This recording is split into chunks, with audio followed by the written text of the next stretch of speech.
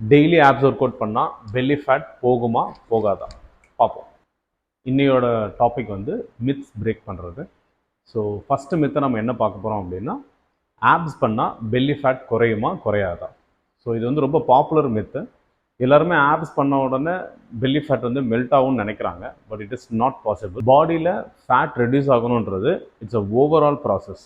நம்ம ஒரு ஏரியா மட்டும் ஃபோக்கஸ் பண்ணி எக்ஸசைஸ் பண்ணும்போது அங்கே மட்டும் ஃபேட் ரெடியூஸ் ஆகும்னு நினைக்கிறது தப்பான மெத்தட். இந்த ஃபேட் லாஸ் எப்படி நடக்கும்னு நினைக்கிறீங்க அப்படின்னா, it totally depends on your total body activity, strength training, food and consistency. எவ்வளோ கன்சிஸ்டண்ட்டாக இதை ஃபாலோ பண்ணுறீங்கன்றது ரொம்ப முக்கியம். Abs are made by smart training, not by doing just crunches.